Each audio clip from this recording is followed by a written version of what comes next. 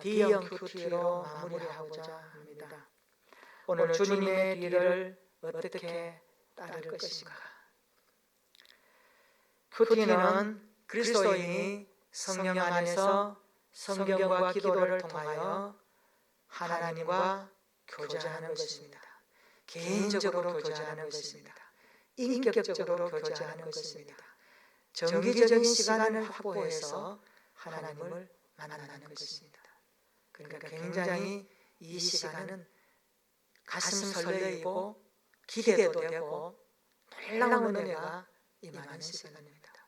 큐티 쉽게 생각하지 말아야 됩니다. 우리가 이것을 전체적으로 다루면서 여러분들이 가지고 있던 생각들이 오늘 큐티의 정의에 깊이 연결되어져서 하나님과 교제하는 인격적 신앙 교제가 시작되고 무르익었으면 좋겠습니다. 순서는 이렇습니다. 조용한 시간과 장소를 확보해야 됩니다. 준비하는 것을 말하죠. 조용한 장소와 시간. 두 사람이 긴밀하게 만났는데 어수선하고 분위기가 시끄러우면 대화가 안 돼요. 무슨 말을 하는지 안 들려요. 내가 무슨 말을 해도 전달이 안 돼요. 그래서 조용한 장소와 시간을 확보해야 됩니다. 새벽이 참 좋습니다. 새벽이 제일 좋아요. 우리가 경험한 보면 새벽이 제일 좋아요. 새벽 4명에 일어나서 말씀 붙들고 큐티하고 기도하고 하루를 생각하는 것보다 더 하나님을 깊이 만나는 장소와 시간은 없는 것 같아요. 아니면 밤늦게 골방에서 하시든지 여러분이 정하시면 됩니다. 그리고 두 번째 말씀을 읽는 겁니다. 관찰하며 읽고 묵상하며 읽고 그리고 이해하는 겁니다. 아, 하나님 이렇게 말씀하시는구나. 그것을 가지고 세 번째 기도하는 겁니다. 큐티의 기도는 일반 기도와 다릅니다. 일반 기도는 내가 요구하는 것을 하나님 앞에 간청하거나 부탁하거나 간구하는 형식이지만 큐티의 기도는 하나님이 말씀하시는 것을 내가 순종하기 위한 결단을 놓고 기도하는 겁니다. 그래서 큐티할 때 기도는 점점 우리 자신이 하나님 앞에 어떻게 살아갈 것인가 이 부분을 굉장히 강하게 터치하는 시간입니다. 그리고 네 번째 실천하는 겁니다. 기도했으니 결단하고 실천하는 겁니다. 행동하는 겁니다. 그리고 이것을 사람들과 공유하면서 교제하는 겁니다. 이 부분을 큐티의 순서라고 말합니다. 자, 큐티의 유형을 살펴보았습니다. A형, B형, C형, D형. A형 큐티는 가장 기초입니다. 말씀을 읽고 느낀 점을 글로 쓰는 겁니다. 느끼고 어떻게 살 것인가를 적용하는 겁니다. 이것을 A형 큐티라고 합니다. B형 큐티는 내용을 좀 관찰해 보는 겁니다. 살펴보는 겁니다. 의미가 뭐지? 뜻이 뭐지? 그래서 느낀 점에서 좀 더 관찰로 들어가는 시간을 B형 큐티라고 합니다. C형 큐티는 그리고 적용까지 이르는 겁니다. 결단하고 실천해 보는 겁니다. 그리고 D형 큐티, 우리가 오늘 마지막으로 할 텐데 내용을 관찰하고 연구도 하고 그리고 느낀 점도 기록해서 결단함으로 실천하는 데까지 나갈 수 있도록 이 네 가지를 한꺼번에 할 수 있는 큐티가 완성형 큐티라고 해서 D형 큐티라고 이름을 붙입니다. 자, D형 큐티를 완성형 큐티라고 그러는데 내용을 관찰하고 느낀 점, 결단과 적용을 우리가 확보했으면 중요한 것이 D형 큐티에는 연구하고 묵상하는 시간이 중심을 이룹니다. 연구 그러니까 좀 더 생각을 해야 되고 자료를 찾아봐야 되고 여러 가지 것들을 거기에 동원해서 그 말씀의 의미와 뜻과 해석을 나름대로 알아내는 겁니다. 이것을 연구라고 그럽니다. 그리고 연구한 것을 깊이 생각하면서 우리의 뇌와 가슴에 이 말씀이 들어와서 흐르도록 만드는 작업입니다. 그래서 결단하고 적용하는 건데 D형 큐티야말로 아주 우리의 신앙생활을 다듬어가고 세워가는 게 굉장히 중요한 큐티의 유형입니다. 오늘 D형 큐티 마무리 차원에서 한번 정리하도록 합니다. 자, 지난 시간에 이어서 오늘은 영구와 묵상을 어떻게 잘 할 수 있는가, 이 부분을 한번 살펴보겠습니다. 먼저 D형 큐티의 연구를 잘 하려면 첫 번째 배경을 살펴봐야 된다. 배경, 백그라운드라고 그러죠. 그 사람이 서 있는 삶의 발판이 어떻게 해서 생겨나고 여기까지 오게 된 동기는 뭐고 이유는 어떻게 되는가, 이런 부분들을 배경이라고 합니다. 사람을 알려면 그 사람이 살아온 배경을 알면 성품을 이해하고 성격을 알 수 있고 왜 저러는지에 대해서 결과가 충분히 받아들여집니다. 이 사람은 과거에 이런 배경 속에서 이런 어떤 경험이 있었고 이런 충격이 있었고 그래서 이 환경에 오면은 이렇게 반응할 수밖에 없구나라는 것이 배경을 살펴보면 알 수 있는 선이해입니다. 성경을 볼 때 배경 지식이 굉장히 중요합니다. 성경은 우리나라 환경적 배경을 갖고 있지 않습니다. 유대 땅의 배경입니다. 팔레스타인의 배경입니다. 그쪽의 문화와 환경과 기후와 사람과 그 다음에 음식과 여러 가지 것들이 배경으로 깔려서 그 위에 성경이 기록되어 있습니다. 그래서 연구를 잘하려면 첫째 성경 배경을, 본문의 배경을 살펴보는 겁니다. 본문의 배경은 몇 가지로 우리가 좀 이렇게 나열할 수가 있습니다. 먼저 상황적인 배경입니다. 자, 상황적인 배경, 어떤 상황에서 이 말씀이 나왔는가, 이런 내용입니다. 요한복음 4장에 나오는 예수님이 사마리아 수가성에서 한 여인과 이야기했던 내용들을 가지고 살펴보면 이렇습니다. 이 본문의 상황 배경은 어떻습니까? 유대인과 사마리아인은 수세기 동안 적대적 관계에 있는 상황을 깔고 있습니다. 그리고 지리적 배경은 어떻습니까?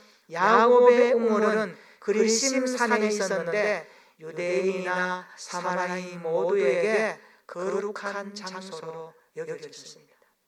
이게 지리적인 배경입니다.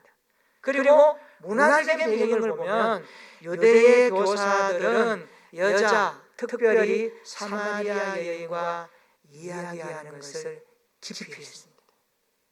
그런데 예수는 이야기하셨거든요. 굉장히 돌출 행동이죠. 이게 문화적인 배경입니다. 그러니까 유대 사람은 사마리아 사람들과 이야기를 금하고 있습니다. 상종을 안 했습니다. 이게 문화적인 배경으로 깔고 있는 거예요. 그 다음에 종교적으로 배경을 어떻게 깔고 있습니까? 유대인은 예루살렘에, 사마리아인은 그리심산에 각각의 성전을 두고 있었습니다. 그래서 서로의 예배를 멸시했습니다. 쟤들 저 예배 받지 않아. 서로 질타했던 거죠. 이런 종교적인 배경이 깔려있는 위치에서 이 말씀이 나온 겁니다. 그러니까 우리가 좀 더 생각할 수 있는 여러 가지 확보된 선이해가 이 배경만 알아도 좀 더 가까이 들어갈 수 있는 그런 계기가 될 수 있겠죠. 두 번째는요, 시간과 장소를 파악합니다. 어느 시간에 어디에서 기록되었지? 그러니까 성경에 기록된 시간, 장소 굉장히 중요합니다. 시간과 장소는 흘러가는 동적인 움직임이죠. 그렇죠? 우리가 2024년도 오늘 2월 25일 오늘 오기까지 여러분들의 과거의 시간들이 흘러 여기까지 장소적인 교회 안에 있는 겁니다. 마찬가지로 그 본문이 어느 시간에 어느 장소에서 하신 말씀인가, 이 부분도 우리가 연구를 하는데 굉장히 중요한 부분입니다. 여기 보시면 제6시라고 말씀하죠. 제6시, 오늘날로 말하면 낮 12시에 한 여인이 물동이를 들고 물가에 온 겁니다. 장소는 어디입니까? 사마리아 수가성입니다. 수가성입니다. 자, 이런 시간과 장소를 파악하면 좀 더 우리가 내용을 이렇게 구체적으로 이렇게 와닿게 하는 일에 있어서 굉장히 가깝게 느껴집니다. 그 다음에 세 번째는요, 이 본문의 전후 문맥을 따라서 해석해야 됩니다. 그러니까 사람의 몸은 육위체계라죠. 연결되어서 한 몸이죠. 교회도 그런 거 아닙니까? 자, 우리가 성경 본문을 볼 때 그 한 구절만 똑 떨어져가지고 나오지 않고 연결되어 있는 위의 문장, 아래 문장이 쭉 나열되어서 이 문장이 위치하고 있는 부분들을 살펴서 해석을 하는 거죠. 그래서 이전의 문맥은 요한복음 3장 1절로 부터 4장 2절까지의 내용인데 어떤 내용입니까? 이런 내용이죠. 바리새인 니고데모에게 영생을 주신 하나님의 사랑, 예수님이 거듭남의 비밀을 말씀하신 거고, 그리고 예수님이 어떤 분이신지 증언한 세례요한의 이야기가 앞에 이렇게 깔려 있는 겁니다. 이것을 우리가 한번 살펴보는 거죠. 그리고 이후의 문맥은 요한복음 4장 15절로 26절의 내용인데 사마리아 여인과의 대화가 나오고 진정한 예배와 메시아가 누구인가를 예수님이 가르쳐주는 거예요. 예수님의 사마리아 여인과 이야기하는 핵심 메시지가 뭡니까? 진정한 예배가 뭔가, 메시아가 누군가, 내가 그토록 찾고 있는 갈증을 해결해 주시는 분이 누군가, 그것을 예수님이 말씀해 주는 거예요. 그걸 가르쳐 주시는 거죠. 자, 그 내용들을 이 문맥을 쭉 통해서 우리가 살펴봄으로 확인할 수 있습니다. 그 다음에 단어와 수식어를 연구하는 게 필요합니다. 특별히 야곱의 우물이라는 단어가 나오는데 이 야곱의 우물은 그리심산 북동쪽 기슭인 세겜, 오늘날 텔 발라타에 있던 우물이라고 합니다. 이거는 사전을 찾아보면 나올 수 있겠죠. 그 다음에 생수, 예수님이 생수를 주시겠다 하셨거든요. 이 생수는 생명수와 같은 말인데 끓이거나 소독하지 않은 맑은 샘물을 말합니다. 사람들이 샘물 좋아하잖아요. 생수 좋아하죠. 건강하니까. 자, 이 이야기 가운데 단어와 수식어를 우리가 한번 살펴보는 겁니다. 그리고 예수님이 다시 새로 이런 단어를 쓰셨는데 이것은 모든 동사들과 함께 사용되어서 행동의 재개시 또는 반복을 의미할 때 다시 이런 단어를, 이런 수식어를 우리가 살펴보라는 거예요. 예수님이 다시 말씀하시는 거예요. 이런 내용들을 우리가 연구할 때 살펴보고 연구하라는 겁니다. 그 다음에 반복과 대조되는 것이 뭔가, 반복되는 게 뭔가, 서로 대조되는 게 뭔가, 이런 내용들을 살펴보는 거죠.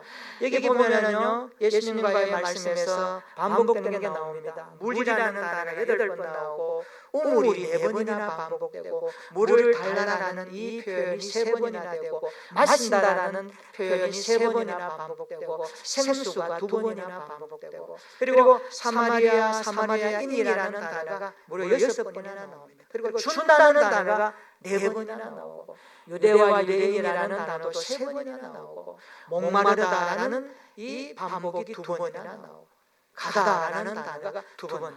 그럼 이런 것들 살펴보면 연결해 봐도 어느 정도 대충 여러분들이 이 본문이 말씀하는 의미들을 어느 정도 가까이서 이렇게 정리가 되는 거죠. 이런 반복과 대조들을 통해서 이렇게 그림을 그려보면. 그래서 연구를 할 때는 아주 세부적으로 구체적으로 반복과 대조되는 것을 살피면서 연구하는 것이 필요합니다. 그 다음에 대조되는 게 뭘까요? 사마리아인과 유대인을 대조시킵니다. 대조. 야곱과 예수님을 대조시킵니다. 이 물과 내가 주는 물을 예수님이 대조시킵니다. 그리고 구하지만 준다는 말 서로 대조되잖아요. 그 다음에 떠나다 이르다 이런 표현들이 대조를 이룹니다. 그러니까 예수님이 하시고자 하는 말씀의 핵심이 이런 대조와 반복을 통해서 어떻게 흘러가도록 인도하시는가를 우리가 알 수가 있다는 거죠. 자, 이것이 이제 여러분들이 연구를 하기 위한 여러 가지 내용들을 소개했습니다. 자, 그러면 묵상을 해야 돼. 연구하면서 묵상해야 되지 않습니까? 묵상은 생각하는 겁니다. 소가 되기를 가듯이 말씀을 가지고 영광을 가지고 왜라는 질문을 던지면서 나에게 뭐라고 말씀하시는지를 생각하면서 영적으로 사고하는 시간입니다. 그래서 영적으로 이해되고 더 깊이 와닿고 깨달아지기까지 계속해서 말씀을 곱씹으면서 그 말씀 앞에 서 있는 겁니다. 그 말씀이신 주님과 만나는 거예요. 그래서 묵상을 잘하려면 영광한 것을 중심으로 묵상하라. 영광한 것을. 여러분, 영광한 것이 아니고 다른 것 가지고 묵상하면 그것에 끌려갈 수 있죠. 요즘 사람들도 묵상 참 많이 해요. 세상 유튜브 올라오는 거, 인터넷 세상 여러 가지 얼마나 많이 묵상, 잡다한 거 머릿속에 들어가가지고 인생 막 이상하게 흘러가고, 우리 그리스도인은 그런 것들을 뛰어넘어야 됩니다. 저는 여러분의 머릿속에, 여러분의 영혼에 하나님의 말씀이 들어와서 그 말씀이 여러분의 생각을 통해서, 여러분의 마음 통해서 묵상되어지는 그러한 신앙생활이 되었으면 참 좋겠습니다. 여러분 평생 말씀을 묵상하고 하나님의 말씀 붙들고 살아내는 일에 우리가 전심전력하는 것이 신앙생활의 올곧은 모습입니다. 영광한 것을 중심으로 묵상하라.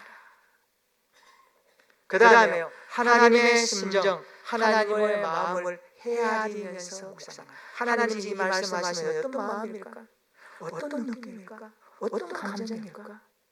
어떤 생각이 들었을까? 이런 생각들을 여러분들이 하나님의 심정, 그 마음을 헤아려 묵상하는 겁니다. 이 마음이 여러분의 마음에 들어오면 굉장히 하나님을 만나는 친밀한 관계가 아주 가까워지는 겁니다. 왜요? 주님의 마음이 내 안에, 내가 주님 안에 서로 교통하기 때문에. 이게 영적 가치거든요. 그래서 묵상을 잘하면 하나님의 심정을 알게 됩니다. 하나님의 마음을 읽게 됩니다. 그러면 하나님이 뭘 원하시고 뭘 스톱하게 하시는지를 본인이 딱 알아차리고 그대로 결단하고 적용하면서 나가거든요. 그래서 묵상을 제대로 하면 신앙생활이 다듬어지고 성화되는데 굉장히 효과가 있습니다. 이것이 그냥 막 살아가는 사람하고 예수 믿는 사람으로서 묵상, 성경, 큐티하면서 하는 사람은요 달라요. 그래서 하나님의 심정을 헤아려 보는 겁니다. 묵상하면서. 그 다음 세 번째, 자신이 등장인물이 되어 묵상합니다. 내가 그 본문의 인물 속에 들어가는 겁니다. 내가 사마리아 여인이면 어떻게 예수님의 질문에 대답했을까? 어떻게 반응했을까? 나라면 등장인물이 되어 어떻게 했을까? 이걸 묵상해 보는 겁니다. 그러면 굉장히 말씀이 우리에게 쑥 들어와요. 이게 쑥 들어와요. 그리고 성경은 문학 장르로 되어 있는데요. 하나님의 말씀을 성령의 감동으로 기록한 책인데 문학 장르로 되어 있는데, 이 문학 장르라는 것은 우리가 어느 정도 일반적으로 우리가 생각하고 이렇게 좀 파악하는 것이 필요합니다. 이것을 우리가 너무 무시할 필요는 없어요. 어느 정도는 이해해야 됩니다. 자, 그것을 이야기하는 건데, 성경의 문학 장르가 무엇인지 파악하는 것이 필요합니다. 그리고 이것을 고려해서 연구와 묵상을 하면 훨씬 더 풍성한 감동과 깊이 있는 말씀의 세계를 경험하게 되는 것입니다. 자, 어떻게 성경이 되어 있나요? 역사서. 구약의 신약의 역사서는 역사적인 이야기, 그죠? 역사. 역사는 사건 아닙니까? 역사는 일어난 일들 아닙니까? 실제적인 것들이 기록된 시간과 공간 속에 기록되어 있는 이것들을 성경은 많이 가지고 있습니다. 구약에 한번 보세요. 창세기 같은 경우, 출애굽기, 레위기, 민수기, 신명기, 모세오경, 그리고 여호수아, 사사기, 룻기, 사무엘상하, 열왕기상하, 역대상하, 에스라, 느헤미야, 에스더, 이런 성경들은 역사서라 합니다. 신약성에 보면은 마태, 마가, 누가, 요한, 사도행전이 역사서죠. 역사서의 특징은요, 동쪽으로 흐른다는 겁니다. 그죠? 시간이 흘러가는 거죠. 가만 멈춰 있는 것은 역사서가 아니에요. 역사는 흐르잖아요.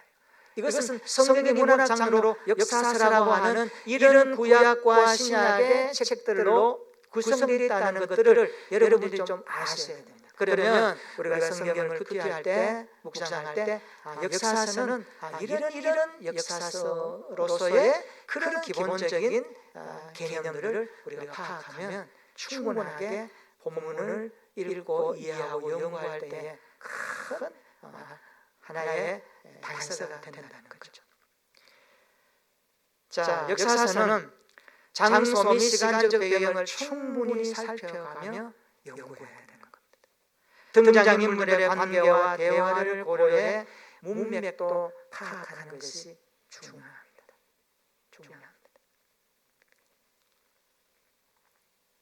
그 다음에 시가서. 시가서는요, 구약의 욥기, 시편, 잠언, 전도서, 아가 요 5권이에요. 시가서는 그냥 그 시대에 쓰여졌던 기록물입니다. 역사적으로 흘러오는 게 아니라. 그러니까 시가서는 바로 욥기, 시편, 잠언, 전도서, 아가 저자의 마음과 심정을 공감하면서 묵상하는 것이 필요합니다. 저자가 이 시가서를 쓸 때 어떤 심정으로 어떻게 썼을까 공감하면서 묵상하는 것이 필요하고, 문학적 장치를 살펴가면서 운율과 대구 등 최대한 그 느낌을 살려서 접근합니다. 시는 시의 운율을 따라서 읊어야 되겠죠. 그렇죠. 그래야 시의 맛이 있는 거예요. 시편이 그런 거 아닙니까? 굉장히 얼마나 중요합니다. 찬양은 찬양의 운율에 따라서 가사가 음미되어져야 굉장히 흥이 나고 그 가사가 주는 의미가 우리에게 확 들어오는 거죠. 그래서 시가서는 이런 심정을 가지고 저자의 마음을 공감하면서 묵상하는 것이 필요합니다. 그 다음에 예언서, 구약의 이사야, 예레미야, 에스겔, 다니엘, 호세아, 요엘, 아모스, 오바댜, 요나, 미가, 나훔, 하박국, 스바냐, 학개, 스가랴, 말라기, 신약의 요한계시록, 이런 예언서의 중심 내용은 뭔가를 이야기해서 역사적 교훈과 함께 앞으로의 될 일들을 하나님의 말씀으로 가르치면서 저자가 우리에게 전해주는 말씀 아닙니까? 그러니까 예언서는 굉장히 우리에게 또 다른 매력이 있는 거죠. 그래서 예언서는 주어진 이유를 파악하는 게 중요해요. 이게 왜 이게 나왔는가? 왜 이런 말씀을 주셨을까라는 이유를 우리가 파악해야 되고, 예언이 선포된 대상은 누군가? 누구에게 이 예언을 말씀하고 그 당시의 상황은 어땠는데 어떤 상황에서 이 말씀을 하고 있는가? 대부분 예언서를 보면 하나님 이스라엘 백성들이 여호와의 말씀을 떠나고 하나님의 말씀을 싫어하고 불순종할 때 시대마다 예언자를 세우셔서 선지자를 세우셔서 말씀하시거든요. 그러니까 그들이 어떤 상황에 있었습니까? 하나님의 말씀을 불순종하고 말씀을 들어도 자기 마음대로 살아갈 때 말씀을 통해서 일침을 가하는 거예요. 그리고 그 당시에 선포된 내용은 어떻습니까? 굉장히 하나님께서 무섭게 말씀합니다. 너희가 내 말 안 들으면 한 대 맞는다, 이런 표현까지 쓰죠. 또 징벌한다는 표현을 써. 그리고 돌아오면 내가 하나 주고 회개하면 너희들을 회복해 준다, 이런 약속까지 주시니까 이 예언서에도 하나님의 굉장한 마음이 뭐가 있는 거죠. 그래서 예언이 선포된 대상은 누구이고 그 당시의 상황은 어떠한지 이것도 한번 연구해 볼 필요가 있습니다. 그 다음에 예언할 당시뿐만 아니라 그것이 어느 시대에 성취되었는지 큰 그림에서도 살펴보는 것도 중요합니다. 그 다음에 서신서, 편지 형식으로 누군가에 보내는 것, 서신서라 그러죠. 특별히 신약의 바울 서신이 대부분이 편지 형식의 서신서입니다. 배달부를 통해서 전달하든지 누구를 통해서 전달하든지 이 내용들이 신약 로마서부터 쭉 나옵니다. 고린도 전후서, 갈라디아, 에베소서, 빌립보서, 골로새서, 데살로니가 전후서, 디모데 전후서, 디도서, 빌레몬, 히브리서, 야고보서, 베드로 전후서, 요한 1, 3서, 유다서. 그러니까 보면은 바울, 베드로, 그리고 요한, 그죠? 또 히브리서는 아직 작자가 누군지 잘 몰라요. 그래서 우리가 이 정도의 사람들이 서신서 형식으로 성경을 기록한 이 내용들을 서신서라고 합니다. 자, 편지의 발신자와 수신자와의 관계도 염두에 둬야 됩니다. 관계가 중요하죠. 내가 편지하는 그 사람 나하고 어떤 관계에서 이 편지를 썼는가? 그 다음에 편지를 썼을 당시 발신자와 수신자가 처한 시대적 상황, 어떤 상황에 있었을 때 이 편지를 바울이 이렇게 하고 싶은가? 이 편지를 쓰게 하면서 읽는 자가 어떻게 좀 반응하고 어떻게 되기를 원하는가? 이런 마음들을 담아서 시대적인 상황을 우리가 잘 살피면서 성경을 연구하고 묵상하는 것이 필요합니다. 자, 그래서 우리 D형 교태에 있어서 느낀 점이란 뭘까? 이런 내용입니다. 연구와 묵상으로 받은 교훈을 내 삶으로 비추어 보는 것. 내 삶을 비추어 보는 것. 그러니까 연구하고 묵상한 것들을 이렇게 가지고 와서 느낀 점이라는 것은 이 말씀이 나에게 들어와서 내 삶을 비추어 보는 것을 느낀 점으로 기록하는 겁니다. 그래서 연구와 묵상이 말씀이 의미하는 내용을 파악하는 객관적 작업이라면 느낀 점은 나를 살펴보는 주관적 작업. 느낌은 자기 주관이니까. 그렇죠. 연구와 묵상이 객관적으로 살핀 것이라면 느낀 것은 이것을 토대로 해서 나에게 가지고 와서 나를 살펴보는 주관적인 작업. 교태는 반드시 나를 살펴보는 주관적인 작업이 있어야 적용하고 실천하는 데까지 나갈 수 있는 통로가 됩니다. 이거 없으면 안 돼요. 그래서 개인적이고 실천 가능하고 점진적이고 구체적인 것을 적용할 수 있는 그 연결이 어디서 오느냐? 연구하고 묵상한 것이 객관적으로 성경을 알고 살펴보는 하나님의 마음을 우리가 받는다면 이것을 주관적으로 내가 가지고 와서 나를 살펴보는 시간으로 연결해서 쭉 나가서 이제 결론적으로 이렇게 살아야 되겠다, 이렇게 실천해야 되겠다라고 적용하는 겁니다. 그래서 D형 교태의 느낀 점은 주관적인 자신을 객관화된 연구와 묵상이라는 말씀의 교훈을 가지고 와서 자기를 살피고 투영해보는 작업, 이것을 느낀 점이라고 말씀하는 겁니다. 자, 연구와 묵상에서 발견한 하나님의 심정에 내가 어떻게 반응했는가, 이걸 기록하는 겁니다. 내가 어떻게 반응했는가. 나도 사마리아 여인에 하셨던 주님의 말씀처럼 나도 이제는 야고보물에 숨을 찾는 것이 아니라 진정한 생수가 되신 예수님을 향하여 인생의 방향을 바꿔야 되겠다.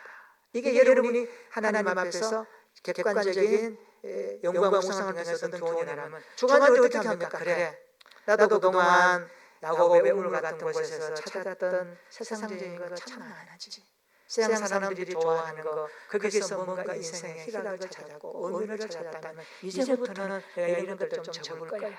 예수님이 예배에 대해서 말씀하시니까 예배에 집중하면서 오늘부터 예배를 철저하게 좀 내가 준비할 거야. 일주일에 적어도 주일 예배를 위해서 하루에 몇 분이라도 기도할 거야. 이렇게 적용들을 하는 거예요. 그리고 주일 예배 드릴 때 과거에는 그냥 무심코 주일이나 하고 왔는데 이제는 좀 더 생각할 거야. 어떻게? 오늘 주일날 목사님을 통해서 주시는 하나님의 말씀을 내가 좀 더 기대하는 마음으로 기도해야겠어. 토요일날 저녁에는 헌금도 준비하고 옷도 좀 깨끗하게 머리고 갈까 준비하고 또 성경도 좀 가지런히 다시 한번 펼쳐놓고 보면서 내가 그렇게 주일을 준비할 거야. 이게 여러분이 투영한 하나님의 말씀을 주관적인 작업으로 여러분에게 적용하는 시간입니다. 그러면 얼마나 이 말씀이 우리에게 흘러들어와서 우리의 인생을 다듬어가는 하나님의 손길이고 은혜인지 모릅니다. 그래서 연구와 묵상에서 발견한 하나님의 마음을 내가 어떻게 반응으로 적용하고 느꼈는가를 기록하는 것이 D형 교태의 느낀 점이라는 것을 말씀합니다. 그래서 찬양하고 감사하고 회개하며 결단하는 것입니다. 자, 연구와 묵상에서 얻은 교훈으로 나의 생각과 태도, 습관 및 삶을 회개하는 과정입니다. 그렇죠. 회개하는 거 반드시 필요합니다. 여러분들 교태하고 나서 반드시 회개가 있어야 됩니다. 회개가 없다면 진정성 있는 교태가 아니라고 할 수 있습니다. 외부에서 소식이 왔나요? 자, 여러분들 연구와 묵상에서 얻은 교훈을요, 나의 생각과 태도, 습관 및 삶을 회개하는 나의 생각, 내 생각이 이렇게 했는데 생각이 잘못되었네. 좀 생각을 수정해야 되겠다. 고쳐야 되겠다. 내 태도, 그동안 내 태도를 이랬는데 오늘 말씀해 보니까 이런 태도를 하나님이 기뻐하신다면 내가 하는 태도는 하나님 앞에 좀 이렇게 좀 뭐라 그럴까요? 하나님 좀 눈살을 찌푸려 같은 그런 여러분 자신이 깨닫고 느껴졌다면 그것을 바꾸는 거예요. 또 오래오던 습관은요, 오랫동안 반복적으로 한 생활의 어떤 구체적인 형성된 사람의 어떤 그 몸에 배어 있는 거 아닙니까? 습관이요. 좋은 습관이 있으면 좋은데 나쁜 습관은 사실 사람 힘들거든요. 그래서 이런 습관들을 살펴보면서 하나님 앞에 회개하는 과정으로 시간을 활용하는 겁니다. 자, D형2T의 결단과 적용이라는 것을 말하는가? 성경을 통해 깨닫게 된 교훈을 나의 삶의 자리에서 실천하는 것을 결단과 적용이라고 합니다. 그리고 느낀 점의 내용과 연관되어야 합니다. D형2T에서 연구와 묵상은 성경의 본문의 의미와 해석과 뜻을 주관적인 작업을 통해서 하나님의 말씀을 이해하고 하나님을 알아가는 과정이라면, 이것을 내 주관적으로 주관화시키는 작업이 바로 개인에게 느낌으로 반응해서 결단과 적용까지 이어지게 하는 것이 중요하다는 거예요. 그래서 느낀 점은 내용과 연관되어야 된다, 이런 내용으로 소개하는 겁니다. 자, 여러분, 적용할 때 네 가지 원리가 있습니다. 첫째, 개인적이다. 개인적으로 적용해야 된다. 단체 전체적으로 적용하면 안 됩니다. 가족들에게 적용하지 말아야 됩니다. 타인에게 적용하지 말아야 됩니다. 그 친구에게 적용하지 말아야 됩니다. 나에게 개인적으로 적용하라. 두 번째, 실제적으로 적용하라. 실제적으로 실천 가능한 거, 할 수 없는 거 적용이라고 말하면 그거 안 하겠다는 거거든. 할 수 있는 거. 예를 들어 직장 동료에게 지난주에 내가 직장 동료가 집에 아이가 좀 아파서 미리 좀 가야 되는데 내일 우리 부장님에게 결제 가야 되는데 이거 좀 못했는데 좀 대신 좀 뭔가 발품 좀 해줘야 되는데 내가 그것을 지나쳐서 나도 바쁜데 했는데, 말씀을 통해서 그게 이제 깨달아지고 느꼈겠다. 어떻게 됩니까? 이번 주에 그 직장 동료에 내가 가서 그때 내가 이러느라고 미안하다고 어떠냐고 좀 안부를 물으면서 그 업무를 내가 좀 구체적으로 도와줘야 되겠다, 이런 것들, 실제적으로 할 수 있는 것들, 이런 것들 말하는 거죠. 그 다음에 실천 가능한 거. 사람은요, 꿈이라고 말하고 비전이라고 말하고 거창한 것 자기를 드러내면서 실천 가능한 것이 아니고 뭔가 큰 덩어리 가져와서 자기 인생을 막 거기에 폭탄 쏟아부어서 나 이런 사람이요 하는 과시하는 인생이 허다예요. 인생 뭐라고 해요? 허풍쟁이. 우리가 살펴보았지만 그거 뭡니까? 그 전로역정에 풍쟁이 나오죠. 허풍. 그런 사람, 속이 없는 사람, 속이 비었는 증거예요. 여러분, 그런 사람들 사실 좋은 사람 아닙니다. 여러분 다 알잖아요. 허풍쟁이는 나만 말하면서 그거 아니에요.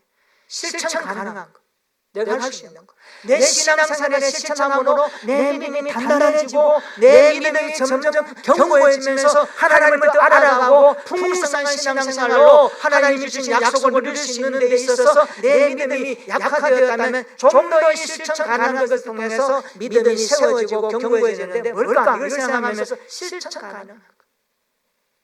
그래서 여러분들이 적용하는 거. 이렇게 보면 여러분 실천 가능한 거 너무 많아요. 아빠로서 아이들한테 좀 무관심한 것 같아. 어떻게 해야 될까요? 매일 한 번씩 아이들 위해 축복 기도해줘야 되겠다. 그리고 전화하면서 야 아들아 사랑한다 말해줘야 되겠다. 또 학교 가는 아이에게 머리에 손 얹고 일주일에 매일은 못하지만 월요일 아침만이라도 내가 축복 기도해줘야지. 내가 기도하는 걸 잘 모르면 잠언이나 성경을 토대로 해서 지혜에 대해서 읽어주면서 하나님 너를 사랑하신다, 지혜 주실 거야, 아빠 엄마 너 응원할 거야, 파이팅 하면서 보내줄 거야. 이거 실천 가능한 거예요. 이런 거 실천 가능한 거. 이런 가정 사이에, 부부 사이에, 자녀 부모 사이에 이런 거 많습니다. 이거 여러분들 하면요 가정이요 다 풍성하게 세워집니다. 오늘 가정이 너무 무너지잖아. 우리 가정에서부터 개인적으로 할 수 있는 게 너무 많아요. 오늘 이 말씀 듣고 깨달아지면 몸 돌아가셔서 오후에 이제 쉴 때에 여러분 멀리 있는 자녀들 전화 걸으세요. 그리고 카톡 하세요. 말씀 적어서 보내주세요. 사랑한다고 말해주세요. 축복한다고 말해주세요. 그리고 격려한다고 말해주세요. 너는 하나님의 자녀야, 하나님의 딸이야, 하나님이 너와 함께 하실 거예요. 이런 기대 섞인 하나님의 약속을 담아서 말해주세요. 이게 실천할 수 있는 거예요. 그 받는 아이들이요, 사랑을 먹으니까 얼마나 편함으로 내적으로 안정성 있게 자라겠어요. 그러면 심리학자들이 교육학적으로 연구했는데 사랑을 듬뿍 먹고 자란 사람은요, 어느 곳에 어떤 상황에 가더라도 안정성이 있더래요. 안정성의 비결이 뭐냐 하니까 내 속에 사랑이 풍부하게 고갈되지 않게 어릴 때부터 잘 받고 자란 사람은요, 내적 성향이 안정성이 있습니다. 그 사랑이 없는 사람은 자꾸 사랑을 달라고 하고 그 사랑에 허기졌기 때문에 그 사랑을 담아내기 위해서 몸부림치는 반응들이 많이 나온대요. 이상한 행동, 관심 끌기 좋아하고. 우리가 이런 삶을 들여다봐야 됩니다. 성경을 우리가 묵상하고 교태할 때는 우리 자신의 내면이 어떤 사람인가를 살펴보면서 이분들을 정말 작업하는 거예요. 그러니까 얼마나 하나님 앞에서 우리의 믿음이 건강하게 자라겠습니까? 하나님도 기뻐하시고. 그래서 우리가 적용할 때는 실천 가능한 것을 적용하는. 네 번째는요, 점진적으로. 이 말 뜻이 알죠? 어떤 뭔가 큰 그림을 그려내야 되는데 오늘 다 못해. 그러면 조각조각 나누어서 이번 주에는 이것을 내가 할 거야. 그러면서 점진적으로 퍼즐을 맞추듯이 하나하나 하는 겁니다. 한꺼번에 못하니까. 그래서 점진적인 것을 적용하면 되는 겁니다. 자, 개인적이고 실제적이고 실천 가능하고 점진적인 것을 적용하는 것이 참 필요합니다. 따라해 볼까요? 개인적으로, 실제적으로, 실천 가능하며 점진적인 것을 적용하자. 해보세요. 보시면 참 우리의 신앙에 유익합니다. 자, 효과적인 결단과 적용을 위해서 어떻게 해야 되는가? 내가 느낀 점의 내용과 연결된 실천, 연결된 실천해야 되고, 오늘 실천할 수 있는 것이 해야 됩니다. 오늘 당장 할 수 있는 것. 남편들 오늘 실천할 수 있는 게 뭡니까? 그동안 집사람, 와이프 같이 밖에 일하고 같이 일하는데 난 집에 와서 쉬려고 안 되겠어. 오늘이라도 일주일에 한 번씩, 두 번씩 화장실 청소해 주겠다. 그 다음에 청소기 밀어주겠다. 이 실천하는 거예요. 그 다음에 밥 먹고 나서 설거지 해주겠다. 실천하는 거예요. 아니면 매일 한 번씩 사랑하는 아내 뽀뽀해 주면서 여보 사랑해요. 당신이 있어서 내가 여기까지 왔어요. 당신 참 고생 많았어요. 한번 안아주면서 뽀뽀해 주겠다. 그런 것들 실천. 웃는 분들이 있는데 하고 계시는 사람 같아요. 안 하신 분들은 웃으면서 멋져서 웃을 수도 있고요. 해서 내려온 본인이 하세요. 어쩐 여러분 실천 가능한 거. 실천 가능한 거. 오늘 실천할 수 있는 거. 오늘 실천할 수 있는 거. 이게 많아요 보면. 안 그러면 남편과 아내가 여러분 한 2, 3분 이상 눈을 같이 보면서 눈에서 오는 교류 해보셨어요? 그게 해보셔야 돼요. 우리 한국인들 그거 잘 못한다 그래요. 한번 해보세요. 어떤 분 1분을 못 넘기고 돌리면서 이 사람 왜 이래? 당신은 이상해 그러면서 우리 인사에서 그러지 말고 한 3분 정도 얼굴 보면서 서로의 마음의 느낌들, 사랑하는 마음의 그 눈빛을 한번 그거 해보세요. 이것도 필요합니다. 손 잡고 무언에 그냥 눈을 감고 서로 손잡고 하면 서로를 위해서 한번 기도해 보세요. 서로 간의 사랑이 흐릅니다. 굉장히 안정적입니다. 이런 것. 그거 없으면 자녀들 손잡아도 되고 손녀를 손잡아도 되고 할 수 있는 게 너무 많아요. 오늘 실천할 수 있는 거. 행동으로 나타날 때 변화가 있습니다. 그렇습니다. 행동으로 나타날 때. 그래서 나는 언제 무엇을 어떻게 누구에게 할 것인가, 이런 결단과 적용을 할 수 있으면 좋겠다. 자, 뒤에 교태 한번 정리해 볼까요? 내용은 어떻게 관찰합니까? 본문을 여러 번 읽고 단락을 나누고 요약하는 겁니다. 여러 번 읽고 요약하는 겁니다. 그 다음에 연구와 묵상은 어떻게 합니까? 관찰한 내용을 기초로 성경 본문의 의미를 찾아내고 메시지를 찾는 과정에 반드시 왜라는 질문을 던져야 합니다. 왜 이렇게 말씀하셨지? 왜 여기 세계지 툭 튀어나오고 왜 이런 사람을 통해서 이렇게 말씀하게 하시지? 왜? 라는 질문을 던져서 성경의 교훈에 대한 답을 찾는 시간이 연구와 묵상입니다. 연구와 묵상은요, 사전도 필요하고 주석도 필요하고 여러 가지 재료들이 있어야 됩니다. 여러분들 그런 부분들은 관심 있으면은 기독교 서점에 보면은 다 이렇게 구할 수 있습니다. 안 그러면 인터넷으로라도 그런 단어 치면은요, 네이버 지식창 같은 경우는 충분히 활용할 수 있습니다. 그래서 성경의 본문의 의미를 한번 찾아내는 겁니다. 그 다음에 느낀 점은 뭡니까? 연구와 묵상을 통해서 발견한 진리를 가지고 내 삶에 비추어 보는 겁니다. 비춰봤을 때 내가 어떻게 반응했는지를 느낀 점을 한번 써보는 겁니다. 나는 이렇게 이런 마음이 드는데, 이런 감정이 들어, 이런 생각이 들어. 그래서 이것을 가지고 여러분 개인의 반응을 생각이라든가 태도라든가 습관을 다시 한번 돌이키고 회개하면서 그 말씀으로 다시 내가 살고 싶다라고 여러분 마음 가운데 정리하는 그 시간이 바로 느낀 점의 시간이고요. 그 다음에 이것을 가지고 결단과 제목으로 나갈 때는 아까 말했죠, 개인적이고 실체적이고 점진적이고 실천 가능한 것을 이제 실천할 수 있도록 적용하는 겁니다.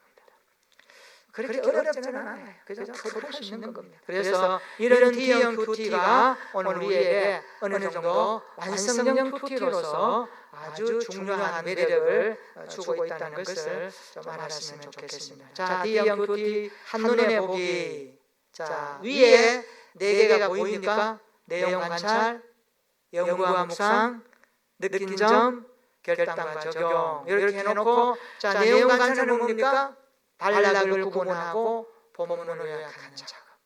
연구와 묵상은 뭡니까? 아까 5가지 연구에 대한 내용이 나왔죠? 배경, 문맥, 시간과 장소, 단어에 대해서 수시고, 그 다음에 반복되고 대조되는 것이 뭔지, 이런 연구의 5가지 내용을 가지고 연구하고, 그 다음에 묵상할 때는요, 연구한 것과 연결하고 하나님의 심정이 어땠을까를 한번 내가 생각해 보면서 묵상하고, 내가 그 속에 들어가서 내가 그 사람이 되어져서 어떻게 나라면 반응할 것인가 라는 것을 가지고 묵상해 보는 겁니다. 그리고 이것을 하나님 앞에서 자기 자신에게 주관적으로 투영해서 회개도 하고 감사도 하고 찬양도 하고 해서 느낀 점으로 요약해서, 그러면 어떻게 내가 실천할까? 결단과 적용입니다. 실제적으로, 개인적으로 실천 가능한 것, 또 점진적으로 할 수 있는 것들을 내가 적용해서 살아내는 겁니다. 자, 나에게 맞는 QT 유형 찾기. 제가 이렇게 놨는데요. 여러분 A형, B형, C형, D형 QT 중에 여러분이 좀 난 이거 정도는 한번 시작해 보겠다 하면 A형부터 시작해도 좋고요. 안 그러면 B형부터 해보겠다 하면 B형 QT 해보고, 한번 C형부터 해보겠다, 나는 D형 QT에 도전해 보겠다 그러면 이 D형 QT를 가지고 여러분 도전하셔도 됩니다. 어쨌든 여러분들은 QT 유형을 여러분들이 맞는 옷을 좀 입고 했으면 좋겠어요. 그래서 시중에 나와 있는 QT 책자, 생명의 말씀사 많이 있고요. 여러분들 QT가 많이 있어요. 여러분들 보시고 여러분들에게 맞는 유용한 것들을 가지고 도움을 받고 안내를 받으면 좋을 것입니다. 자, 요소 1장 8절에 우리에게 이런 말씀이 있습니다. 한번 읽어볼까요? 시작. 이 율법책을 내 입에서 떠나지 말게 하며 주야로 그것을 묵상하여 그 안에 기록된 대로 다 지켜 행하라. 그리하면 내 길이 평탄하게 될 것이며 내가 형통하리라. 아멘. 우리는요, 평탄하고 형통한 것만 생각하는데 그 전에 주신 말씀이 뭡니까?